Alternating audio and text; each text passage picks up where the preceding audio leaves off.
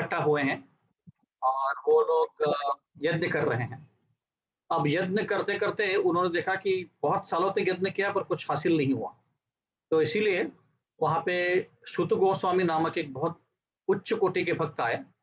उनसे उन्होंने दरखास्त की कि आप हमें प्लीज भागवतम का श्रवण कराइए, क्योंकि हमने यज्ञ वज्ञ किया पर कुछ फायदा नहीं हो रहा है उससे, हमारा सिर्फ मुंह काला हो गया, शरीर काला हो गया, पर कुछ ज्यादा फायदा नहीं हो रहा है।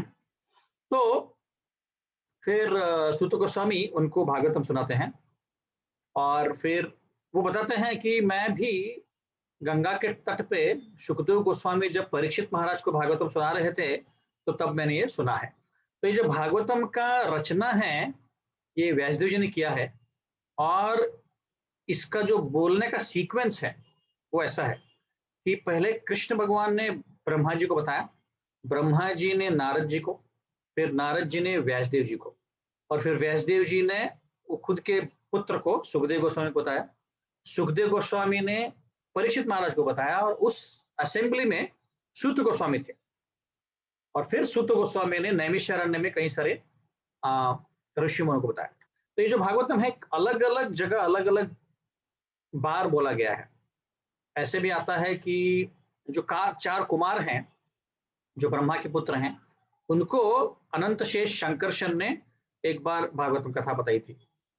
फिर वही सनत कुमार ने एक शंखायुवन नामक एक ऋषि थे, उनको भागवत कथा बताई।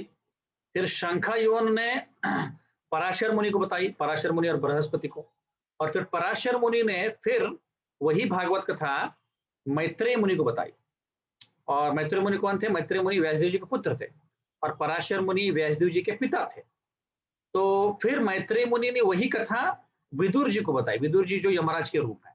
ऐसे अलग अलग जगह पे ये भागवत कथा बताई गई है। ऐसे नहीं कि एक ही भागवत हुआ था, अलग अलग जगह आगत हुआ था।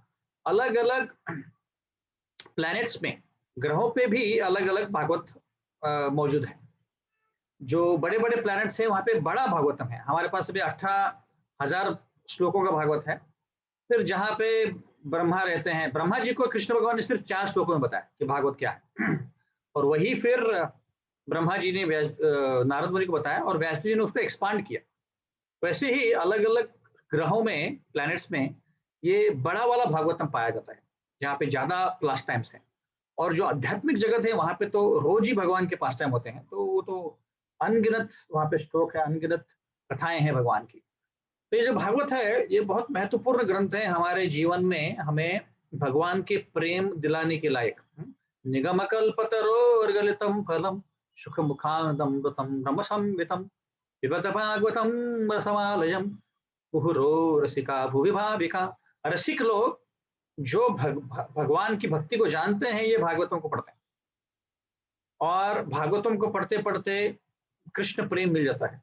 परीक्षित महाराज ने सिर्फ 7 दिन 7 रात भागवत सुना, उनको कृष्ण प्रेम मिल गया।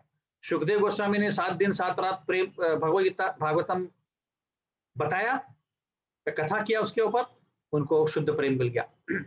वैसे ही कई भक्तों को भागवतम सुनने से ही कई सारे लाभ होते हैं, क्योंकि भागवतम और कुछ नहीं पर सिर्फ भगवान के लीलाएं हैं, भगवान की गुण गाता है।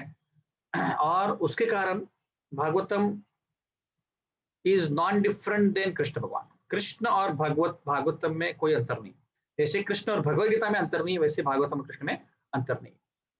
तो ऐसे ये जो शौनक ऋषि थे, जो सारे अरण्य में जो लोग बैठे थे ऋषि मुनि, उनके अब वो वहां पे भी अलग एक कथा है कि 40,000 ऋषि मुनि बैठे थे। तो हमें पता है कि अगर 100 लोग भी बैठे तो माइक की जरूरत पड़ती है, और जंगल में 40,000 लोग बैठे तो फिर वहां पे कैसे माइक सिस्टम हो गया?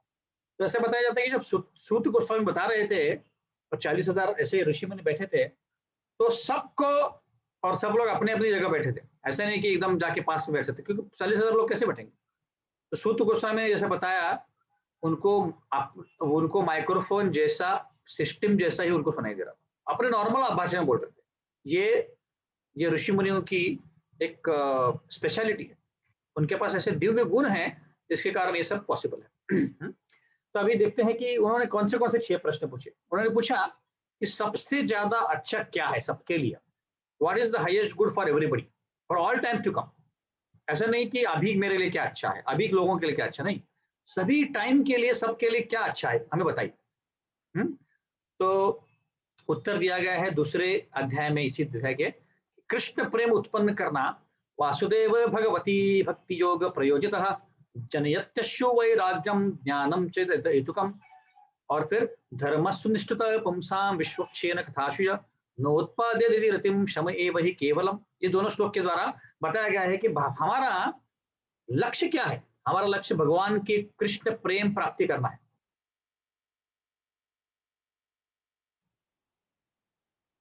हर्षा माता जी पूछ रहे हैं कि 88,000 मुनि थे मेरे ख्याल से भागवतम में, जहां तक मुझे पता है 40,000, एक बार हम कंफर्म कर लेते हैं। आपने अभी सवाल पूछा ही है तो देख लेते हैं।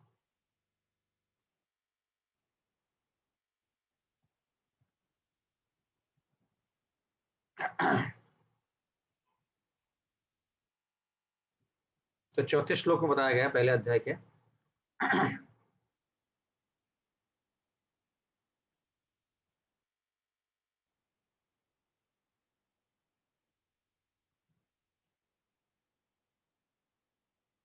ठीक है, मैं आपको ऑफलाइन चेक करके बताता हूँ माता जी। मेरे ख्याल से 40,000 हैं। अभी एक बार मैं वेरीफाई करके आपको और अलग से ग्रुप में बताता हूँ।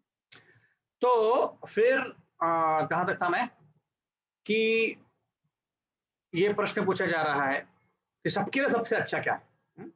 फिर सारे शास्त्रों का सार क्या है भाई, बताओ हमें, क्योंकि इतने सारे शास्त्र, 1 लाख श्लोक हैं पूरे वेदास में, तो उन सब का सार क्या है, सार है ना, जैसे दूध का सार होता है घी, या दूध का सार होता है क्रीम, वैसे सारे शास्त्रों का सार क्या है, भगवान की भक्ति करना, यही सबसे सार है।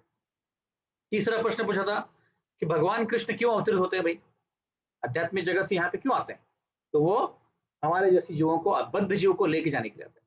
बद्ध जीव यहाँ पे जो झगड़ रहे हैं इस कलयुग में, यहाँ पे भौतिक सृष्टि पे, उनको ले जाने के लिए आते हैं। चौथा और पांचवा है कि भगवान की अलग अलग लीला बताइए, तो वो लीला बताया है।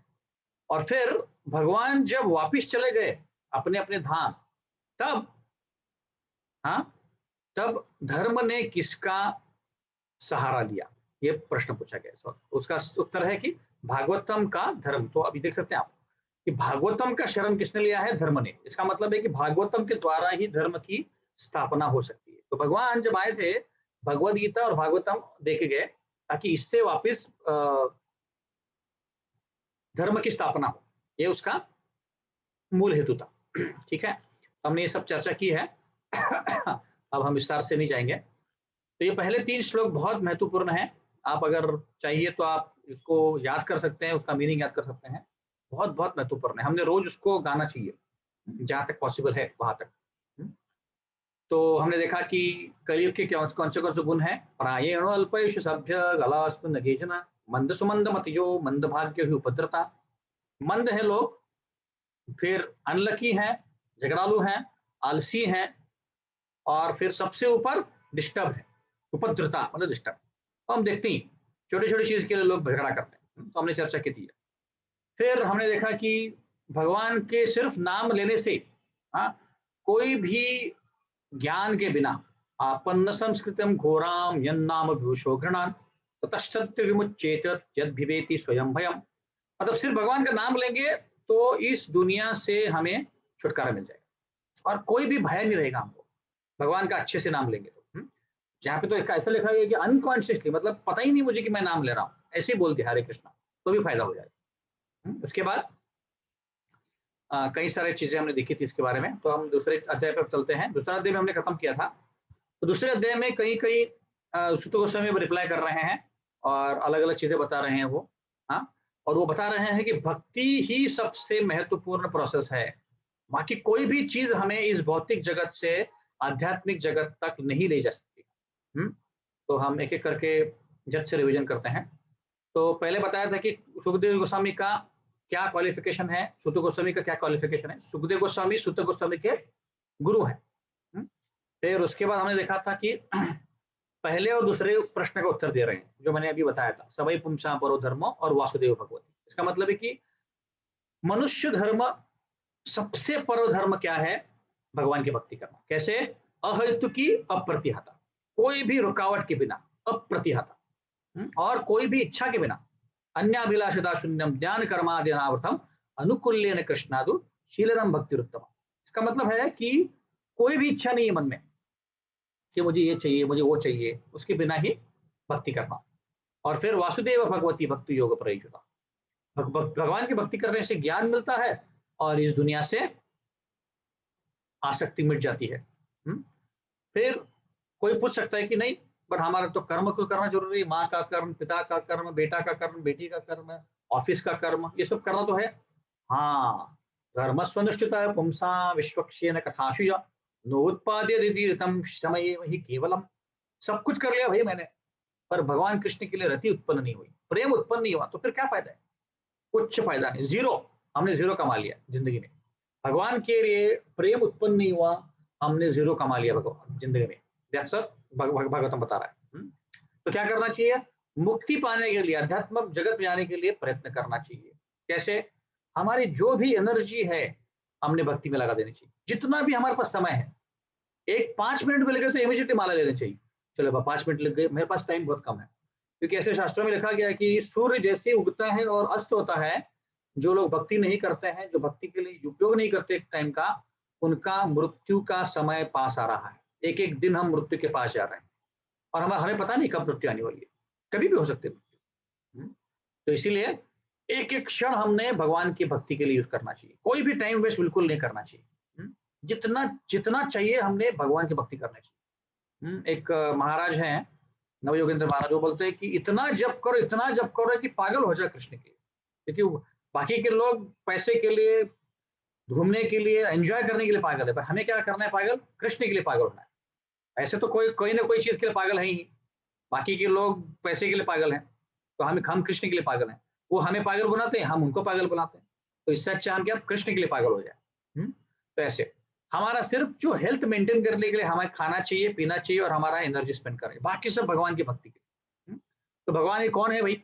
आप भगवान बोल रहे, कौन है ये? वदंती तत्व तत्वविदस्तत्वम ज्ञानम अव्ययम ब्रह्मेति परमात्मेति भगवान इति शब्दते। 3 प्रकार में भगवान को जान सकते हैं, ब्रह्मन, परमात्मा और भगवान। ब्रह्मन मतलब भगवान के, अभी जो मैंने बैकग्राउंड लगाया था, एक बार वापस लगाता हूँ। तो इस बैकग्राउंड में आप देखेंगे तो जो लाइट आ रहा है, कहाँ गया? तो ये जो लाइट आ रहा है, ये जो लाइट दिख रहा है आपको, ये एक कमल है और कमल के बाजू में लाइट दिख रहा है, व्हाइट लाइट और ब्लू लाइट आ रहा है। ये लाइट मतलब ब्रह्म ज्योति है। तो ब्रह्म ज्योति के पीछे लोग पड़े होते हैं। हरे कृष्णा प्रभु जी, ये आपके बैकग्राउंड में दिखा, ऐसे इमेज शेयरिंग में नहीं दिखा। इमेज शेयरिंग नहीं किया था मैंने, बैकग्राउंड दिखा रहा था। ओके। तो ये लाइट में लोग जाना चाहते हैं और वहां पे मर्ज होना चाहते हैं। मर्ज होना चाहते हैं मतलब एकदम पूरी तरह से वहीं पे हो जाना चाहते हैं। तो क्या होगा? वहां पे जाएंगे तो वहां पे सत्य है, चित्त है, पर आनंद नहीं है। आनंद नहीं है, ब्लिस नहीं है, बिल्कुल कोई भी आनंद नहीं मिलेगा वहां पे। सिर्फ ऐसे शांति शांति शांति, कोई कार्य नहीं है, कोई एक्टिविटी नहीं है, वो ब्रह्मन है। फिर है परमात्मा। परमात्मा हमारे हृदय में जो 4 हाथों वाले परमात्मा है, वो है। और फिर भगवान कृष्ण, मूल रूप में जो कृष्ण भगवान रहते हैं, कहाँ पे? गोलोक धाम में, वो भगवान है। तो 3 प्रकार से भगवान को हम जान सकते हैं और भगवान के ऐसा अनगिनत रूप है। तो क्या करना चाहिए भाई? कैसे जानेंगे उनको? तत्शब्दान मुनियो ज्ञान वैराग्य युक्तया पश्चन्ति आत्मनि चात्मनाम भक्त्याश्रित गीता। तो क्या करना चाहिए? हमने ज्ञान के साथ, बिना कोई आसक्ति के साथ भगवान की भक्ति करनी चाहिए भाई। ओके, तो कैसे करना चाहिए? तो वर्णाश्रम का क्या फायदा है? वर्णाश्रम मतलब अलग अलग वर्ण और अलग अलग आश्रम। उसका फायदा यह है कि सिर्फ भगवान की भक्ति करनी है। तो भक्ति कैसी करनी है? तस्मादेकेन मनसा भगवान सात्वताम पति श्रोतव्य कीर्तितव्यश्च ध्येय पूज्यश्च नित्यता। भगवान के बारे में सुनना चाहिए, उनके बारे में बोलना चाहिए, उनको याद करना चाहिए और उनकी आरती उतारना चाहिए। ऐसे भगवान की भक्ति कर सकते हैं। यद अनुध्यासीन युक्ता कर्म ग्रंथि निबंधनाम चिंतन्ति को वेदस्तस्य को न कुर्यात् कथीरते। इसका मतलब है कि हाथ में तलवार लेनी चाहिए। कौन सी तलवार? बुद्धि की तलवार, ज्ञान की तलवार। और उस तलवार से हमारे जो कर्म बंधन है, कर्म ग्रंथि निबंधनाम, उनको काट देना चाहिए। कोई और तलवार से काम नहीं चलेगा। यहाँ पे हमारे जो कर्म बंधन बन गए हैं इस भौतिक जगत में, उसको काटना है। जितने हम भौतिक दुनिया के बारे में सोचेंगे और कार्यरत रहेंगे, उतने हमारे बंधन बढ़ते जाएंगे। उससे अच्छा हम बाहर निकलने का प्रयत्न करें, किसी के साथ झगड़ा ना करें, अपने अपने कार्य में लगे रहें। तो फिर भक्ति के बारे में हमने चर्चा की थी, ये मैं टेबल दिखाता हूँ। फिर पहले श्रद्धा आती है, अदव श्रद्धा तथा साधु संग भजन क्रिया अनर्थ निवृत्ति निष्ठा रुचि आसक्ति भाव प्रेम, ऐसे अलग अलग स्टेजेस हैं भक्ति करने के लिए। तो पहले श्रद्धा में क्या होता है कि भक्तों की सेवा करो कोई ना कोई रूप से। भक्तों की सेवा करने से क्या होगा, भगवान के जो लीला है उनको सुनने का मौका मिलेगा। तो अभी कैसे सेवा करें भाई, पहले तो जप करना चाहिए, भगवान के बारे में सुनना चाहिए। और अभी जैसे ये आ रहा है, भद्र पूर्णिमा आ रहा है, जिस दिन भागवतम को बोला गया था, तो उस भागवतम उस समय के लिए, जैसे कई लोगों ने, आप में से कई लोगों ने भागवतम खरीदा है, वैसे आप अपने मित्रों को, रिलेटिव्स को भागवतम दे सकते हो। आपके जो भी मोबाइल में है सबको फोन करना है एक बार, एक उतना ही काम है हमारा, सबको फोन करना है, बोला कि ऐसे ऐसे भागवतम मैं पढ़ रहा हूँ, आपको लेना है, बस वही हमारा काम। वो हो गया सेवा।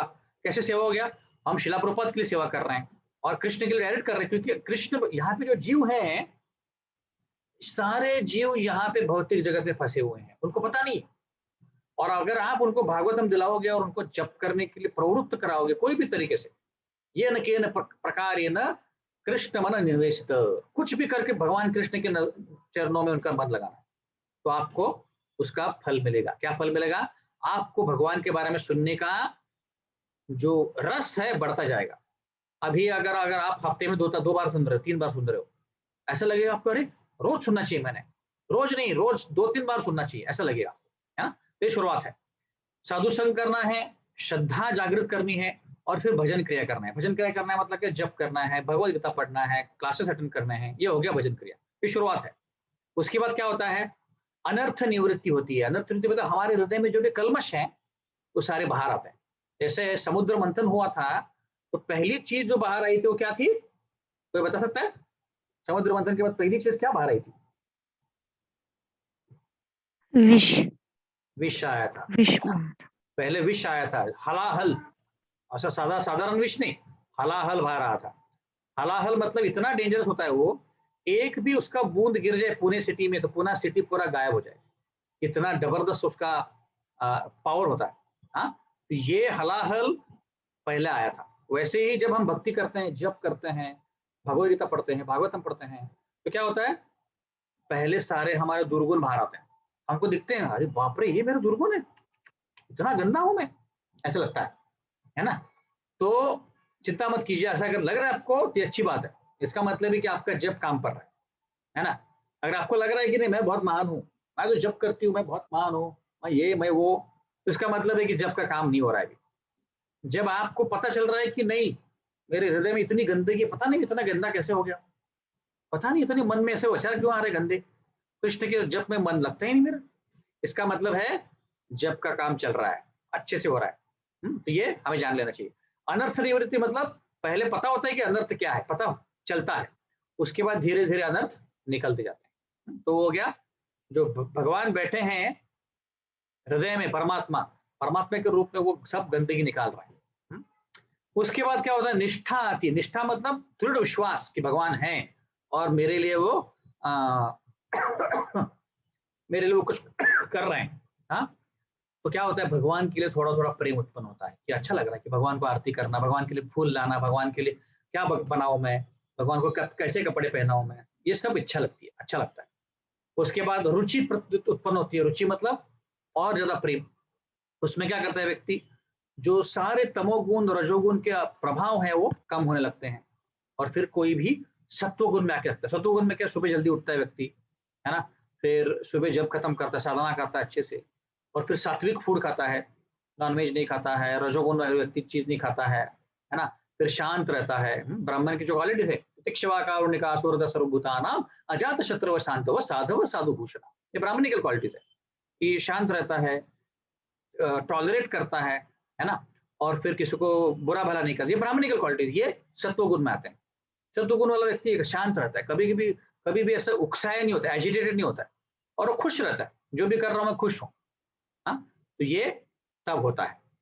उसके बाद आसक्ति निर्माण होती है। आसक्ति मतलब एक दिन जप नहीं करोगे तो अरे क्या हो गया, मैंने जप नहीं कर पाया सुबह में, पता नहीं क्या हो गया मुझे, ऐसा लगता है, वो आसक्ति है।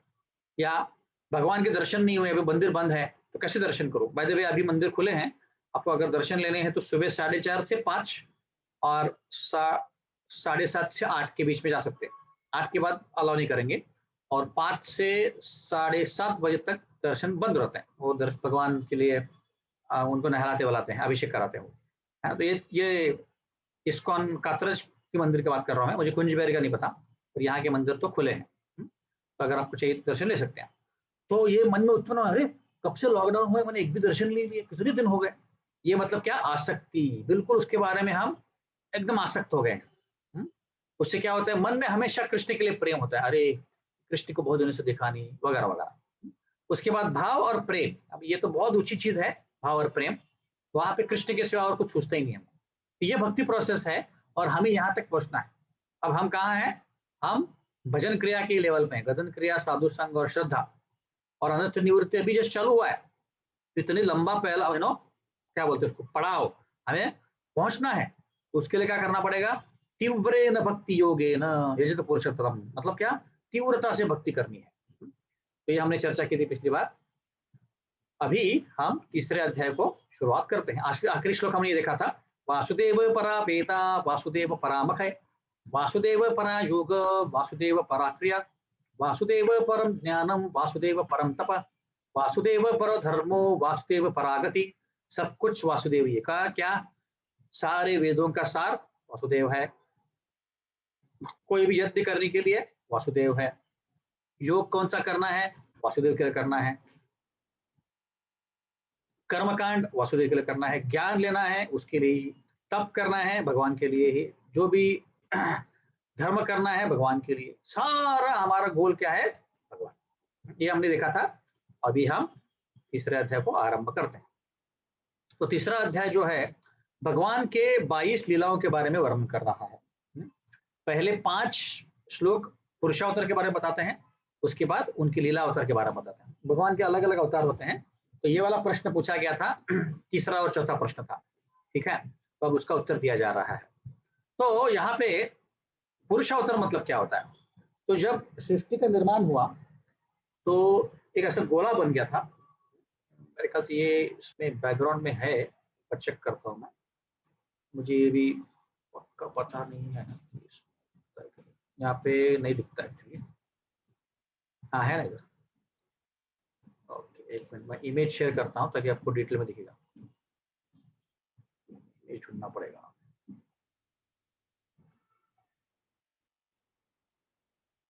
तो आध्यात्मिक जगत के बाहर एक छोटा सा गोला बन गया था। आध्यात्मिक जगत के कंपैरिजन में जो गोला वो छोटा था, वो छोटा बन गया था। तो एक मिनट, नहीं खुला।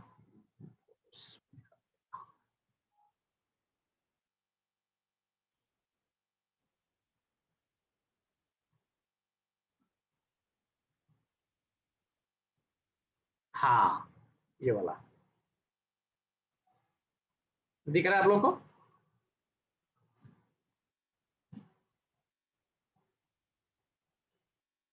दिख रहा है श्रीमद् भागवतम का कवर पेज? जी जी। हाँ, तो ये जो है अंदर का जो गोला है जहाँ पे राधा कृष्ण खड़े हैं, ये गोलोक धाम है। और बाहर जो छोटे छोटे गोले हैं जिसमें चतुर्भुज भगवान हैं, ये वैकुंठ लोक है। और ये जो छोटा सा गोला दिख रहा है जहाँ पे विष्णु लेटे हैं, ये है हमारा भौतिक जगत जहाँ पे अभी हम लोग हैं। तो ये एक छोटा सा गोला बन जाता है। अब इस छोटे से गोले में एक विष्णु जाके सोते हैं। उनका नाम क्या है? किसी को पता है क्या नाम है उनका? गर्भोदक्षाय विष्णु? नहीं, कारणोदक्षाय विष्णु। कारणोदक्षाय। हाँ, पहले वाले महाविष्णु और कारणोदक्षाय विष्णु एक ही है ना? एक ही है, यस। तो कारणोदक्षाय विष्णु, कारणोदक्षाय विष्णु क्यों बोला है? उसको याद रखने का बहुत सिंपल तरीका है। ये जो गोला है उसके अंदर पूरा आधा पानी भरा हुआ है और उस पानी में आधे पानी में भगवान विष्णु सोए हुए हैं। अब उस पानी को बोलते हैं कारण पानी। कारण पानी क्यों? कारण मतलब कॉज।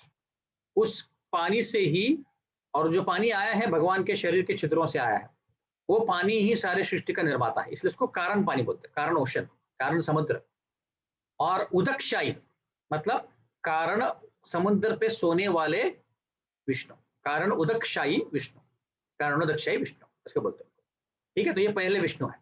अब क्या हुआ, ये विष्णु जहाँ पे जाके सोए हैं, अब उनके जो छिद्र हैं शरीर के, हमारे शरीर में छिद्र होते हैं, उस छिद्रों से अलग अलग गोले बन रहे हैं। तो आप इसको अगर देखेंगे बड़ा करके, यहाँ पे देखिए ये अलग अलग गोले दिख रहे हैं, ये अलग अलग गोले निकल रहे हैं। क्या है ये अलग अलग ब्रह्मांड है, यूनिवर्स। हाँ, और हर यूनिवर्स में एक और विष्णु जाके सोए हैं, जिनका नाम है, कौन बता सकता है, जिनका नाम क्या है? गर्भोदक्षाई विष्णु। गर्भोदक्षाई विष्णु। अभी गर्भोदक्षाई विष्णु। तो गर्भ उदकशाही विष्णु। गर्भोदक्षाई मतलब क्या, जिनके गर्भ से मतलब पेट से ब्रह्मा जी का निर्माण हुआ है और सारी सृष्टि का निर्माण हुआ है, उनको बोलते हैं गर्भ उदकशाही विष्णु। बहुत इजी है याद करने के लिए। पहले कारण वाले थे, कारण उदकशाही, दूसरे हैं गर्भ वाले, गर्भ उदकशाही। तो इनके पेट से हर ब्रह्मांड में, अब यहाँ पे अलग अलग इतने गोले हैं, अनलिमिटेड गोले हैं, अनलिमिटेड ब्रह्मांड है, हर एक ब्रह्मांड में एक एक विष्णु जाके सोए हैं, और एक वही है गर्भोदक्षाई विष्णु है। और उनके पेट से क्या आ रहा है, ब्रह्मा जी आ रहा है। एक कमल का फूल निकलता है और इस कमल के फूल में ब्रह्मा जी का जन्म होता है। जब ब्रह्मा जी का जन्म हुआ तो पूरे सब जगह अंधेरा था, अंधेरा अंधेरा। आप सोचिए जब आपका जन्म हो जाए और पूरा अंधेरा दिख रहा है, कोई माँ नहीं है, पिता नहीं है, कोई नहीं, अब आपको ही संभालना है कि क्या चल रहा है। उन्होंने इधर उधर देखा, फिर वो कमल के पंखुड़ी पे जाके देखा, अंदर जाके देखा, सब जगह देखा, कुछ समझ में नहीं आ रहा था। तो बहुत ढूंढने के बाद वो अपने कमल के पत्ते पे आ गए, फूल पे ऊपर, और बैठे और भगवान को याद करने लगे। तो उनके हृदय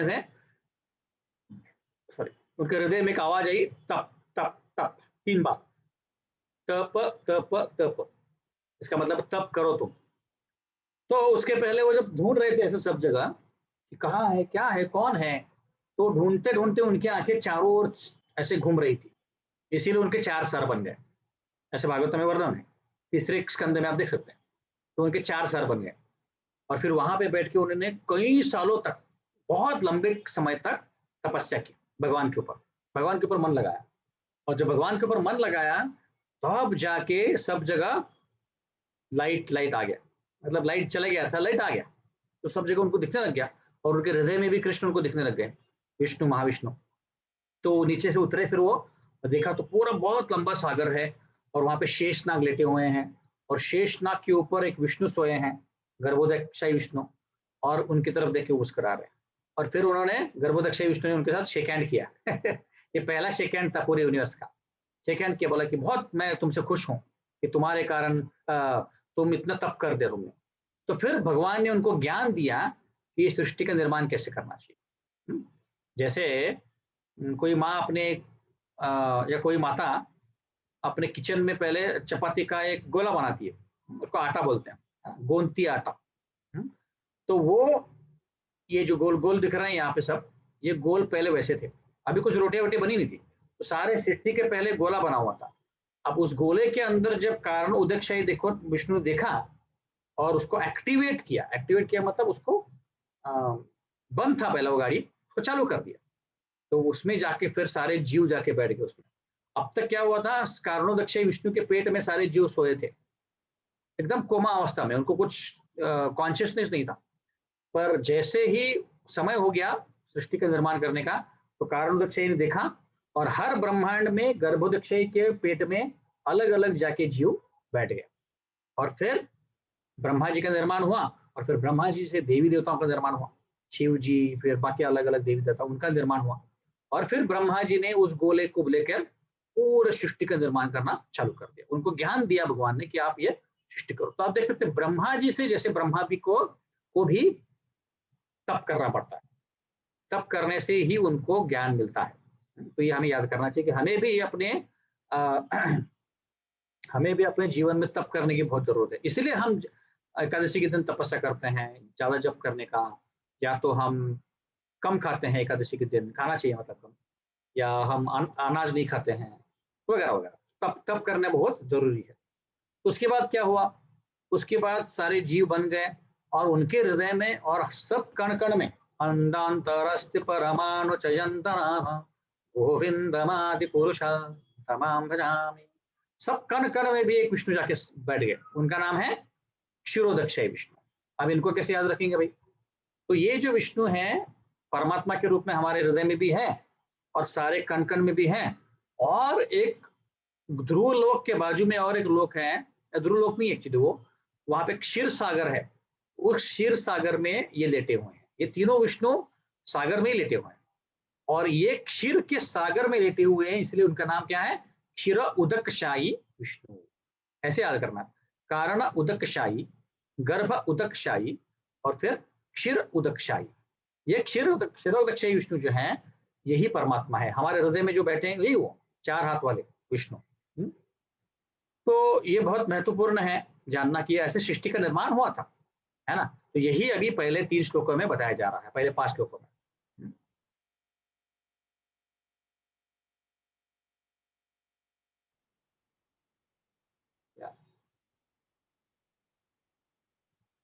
तो ब्रह्मा जी का जो पूरा दिन है, एक दिन होता है उनका, लिखा हुआ है भागवतम में, श्लोक में मेंशन किया गया है कि उनका एक दिन होता है 4.3 बिलियन साल हमारे, और ऐसे उनके 100 साल होते हैं, तो कई सारे ट्रिलियन साल्स का उनका जन्म होता है। तो 3 प्रकार के क्या बोलते हैं उसको, एनिहिलेशन को बोलते हैं, संहार होते हैं। 3 प्रकार के संहार होते हैं। कौन से? ब्रह्मा जब दिन में सब सृष्टि निर्माण हुई है, सब सृष्टि चल रही है, अब वो सोने को जा रहे हैं। जब सोने को जाते हैं ब्रह्मा जी, जो कि 4.3 बिलियन सालों में एक बार होता है, तो क्या होता है? ब्रह्मा जी जब सोने जा रहे हैं तब पूरे सृष्टि का संहार होता है। तांडव करते हैं कौन? शिव जी। और फिर बहुत बारिश होता है और सब लोगों की मृत्यु हो जाती है और सारे जीव जाके गर्भोदक्षय विष्णु के पेट में जाते हैं। तो ये होता है पहला संहार एक दिन में। फिर जब भगवान ब्रह्मा जी का दिन चालू होता है, सुबह होता है, तो उनको वापस बनाना पड़ता है सब कुछ। आप सोचिए, सुबह उठ के वापस सब कुछ बनाना पड़ता है, जैसे वो बनाते हैं रोज सुबह उठ के। ऐसे फिर वो पहला संवार हो गया। दूसरा संवार होता है 2 मनु के बीच में। एक्चुअली क्या होता है कि एक ब्रह्मा के जीवन में 14 मनु होते हैं। मनु मतलब जिनसे हमारा सृष्टि निर्माण होता है, इसलिए हमको मनुष्य बोलते हैं, क्योंकि हम मनु से आए हैं, या मैन बोलते हैं, मैनकाइंड मतलब मनु से आया हुआ है। तो ऐसा 14 मनु होते हैं एक दिन के ब्रह्मा जी के बीच में। और एक मनु का जीवन कितना होता है? 72 दिव्य युग। एक युग होता है, 4 युग होते हैं, सतयुग, त्रेता युग, द्वापर युग और कलयुग। और इन सबको मिला के 25 लाख साल होते हैं लगभग। ऐसे 25 लाख इंटू 72 कीजिए, उतने साल का कौन होता है? मनु। और ऐसे 14 मनु होते हैं। मेरे पास एक पिक्चर था, अभी देखता हूँ मिलता क्या मुझे, बहुत ईजी हो जाता है दिखाना। पहले मैंने बताया एक बार आपको, तो मैं अभी नहीं मेरे पास क्या नहीं।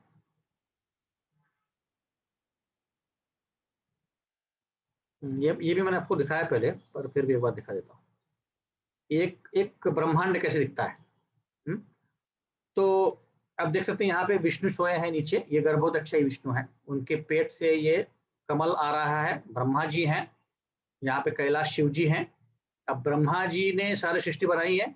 ये पूरा जो कमल का स्टेम बोलते हैं उसको, उसके ऊपर 14 लोग बने हैं। कौन से लोग हैं? सत्य तप जनस्म, स्वर्ग भूवर्भु, अटल वितल सुतल तलातल, महातल रसातल पाताल, ऐसे 14 लोग हैं। हाँ, तो भूलोक जो है ये सबसे बीच में है, और उसके ऊपर 7 लोग है, सत्यलोक, तपलोक, जनलोक, महारलोक, स्वर्गलोक और भूअरलोक। ये सब अच्छे प्लैनेट्स हैं, यहाँ पे सब ऐशो आराम है।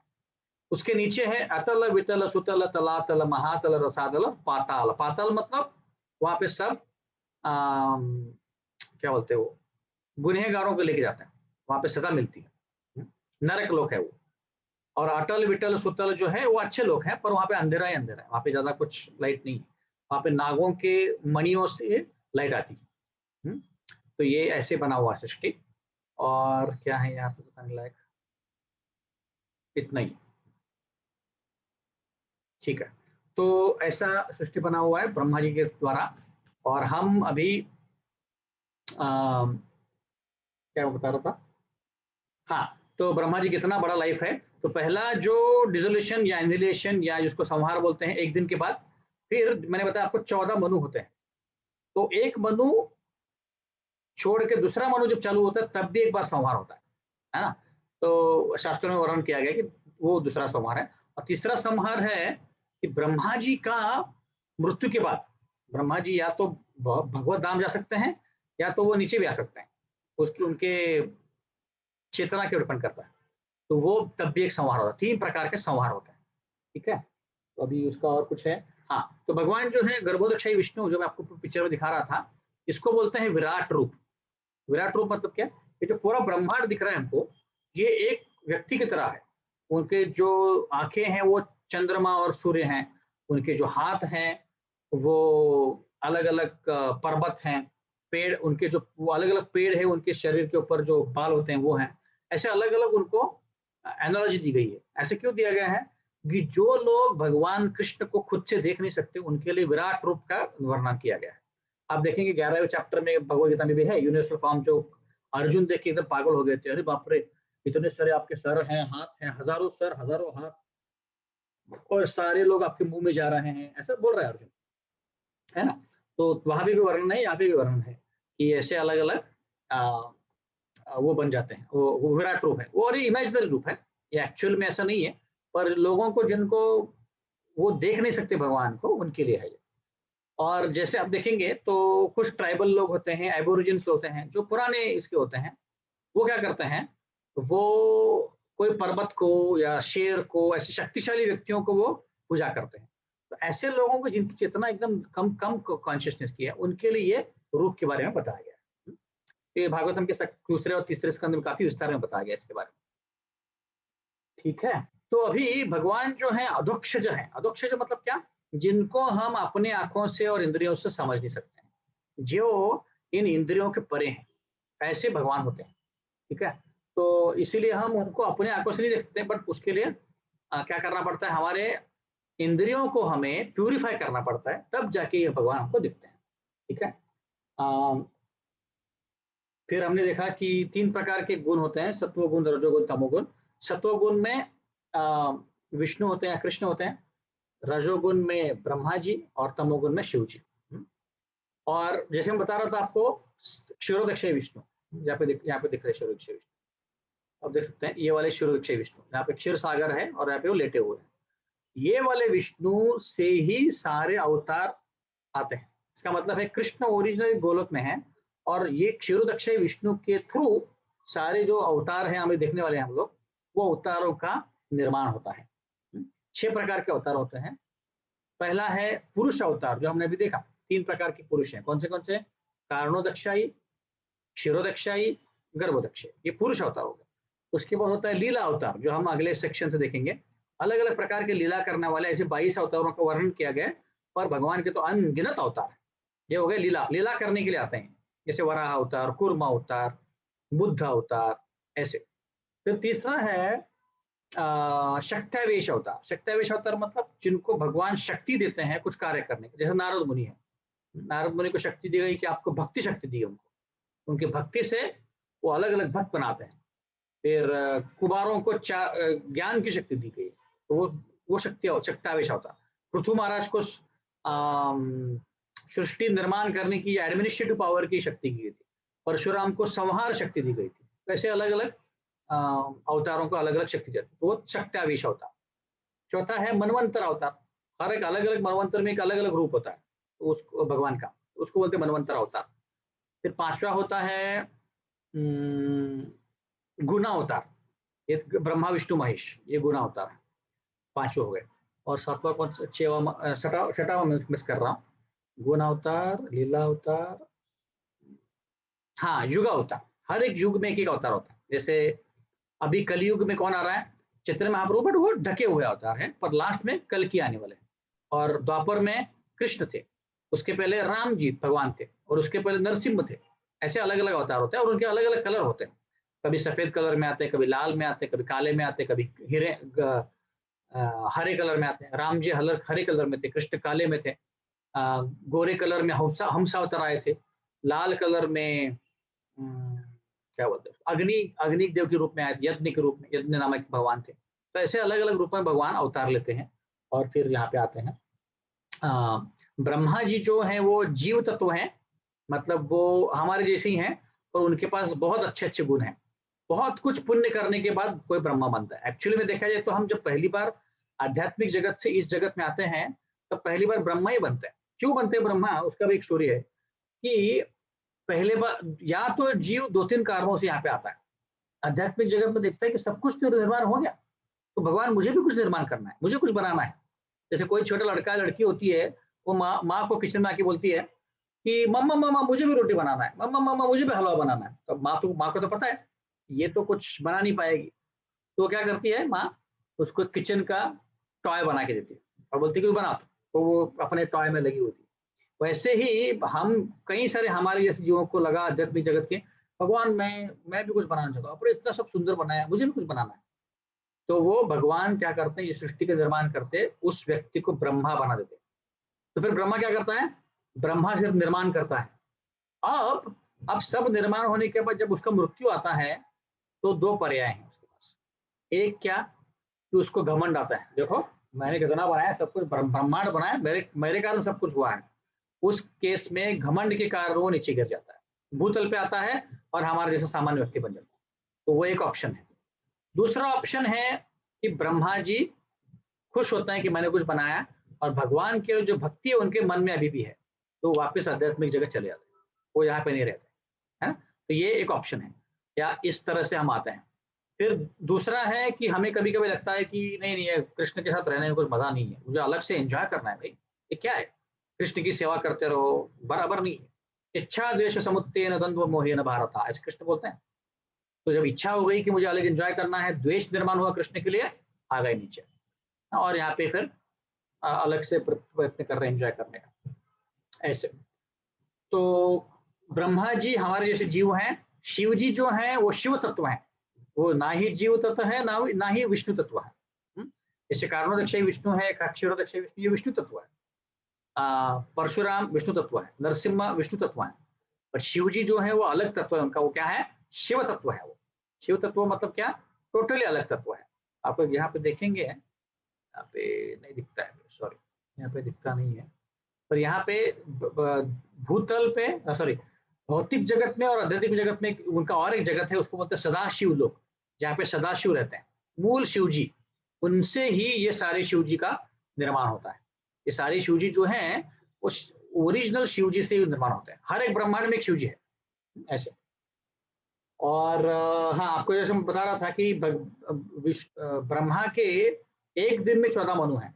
तो वैसे देखा जाए तो ब्रह्मा के एक साल में 5040 मनु हैं, और पूरे लाइफ टाइम में, पूरे उनके जिंदगी में 5,04,000 मनु है, मनुष्य, ऐसे। तो मनवंतर अवतार के बारे में वहां पे चर्चा हुई है। ठीक है, तो आज यहीं पे विराम देते हैं। अगला जो चर्चा है हम लोग करने वाले हैं कि अलग अलग लीलाओं अवतारों के बारे में, 22 लीला अवतारों के बारे में चर्चा की गई है। यहाँ से मोस्टली सारे अभी कथाओं के बारे में चर्चा होगी, अवतारों की कथाओं के बारे में। किसी को कोई प्रश्न है?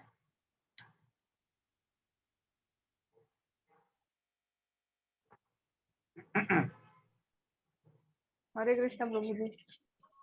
यस माता जी, कुछ प्रश्न है? नहीं, हरे कृष्ण प्रभु जी, प्रश्न नहीं है। ओके, हरे कृष्ण।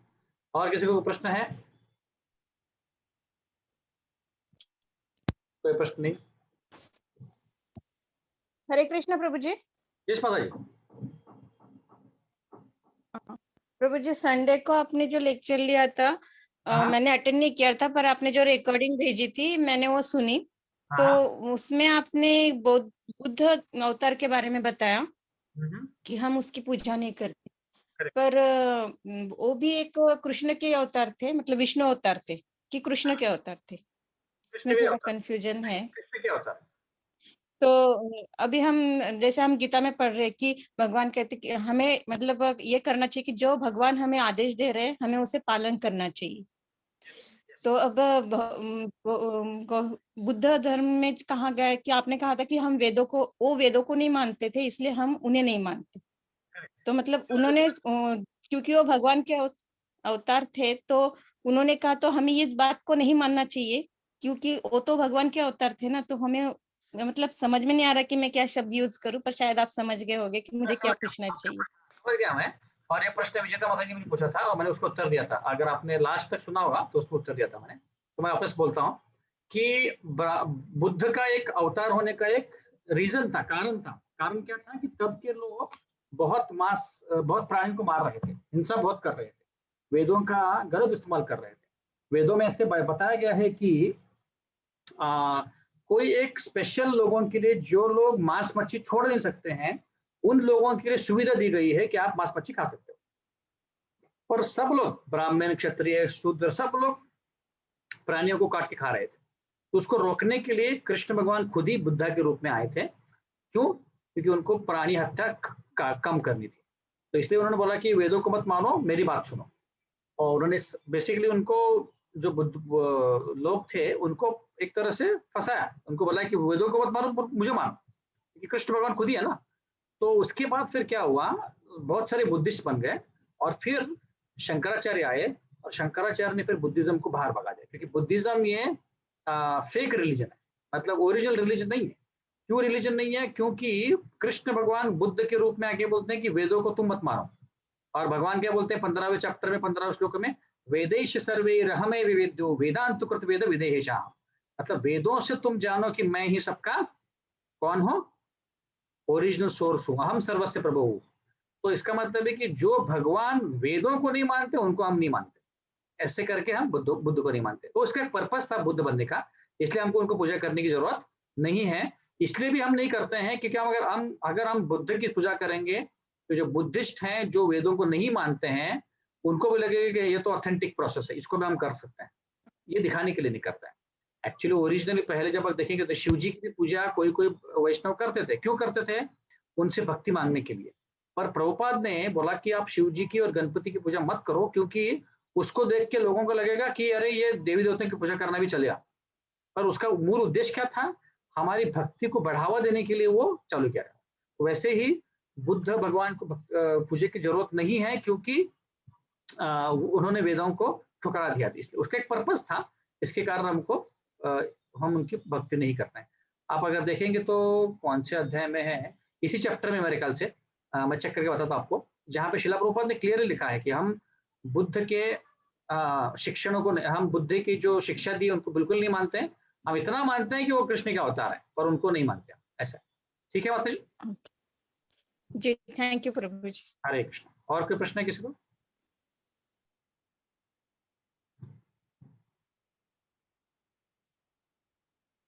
ओके, तो अगर प्रश्न नहीं है तो हम यही पे विराम देंगे।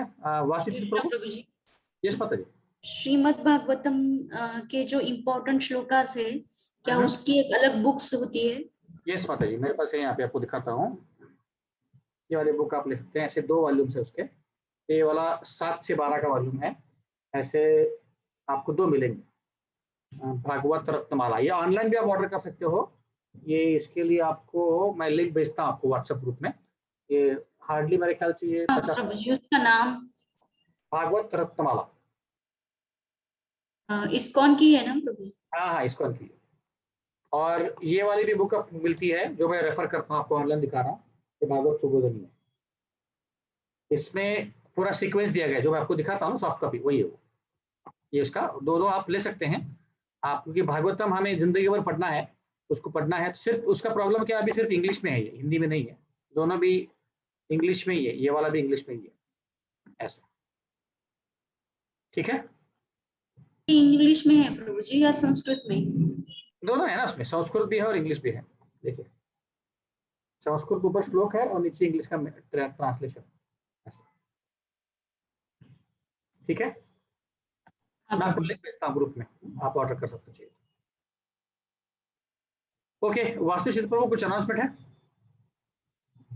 हरे कृष्ण। नहीं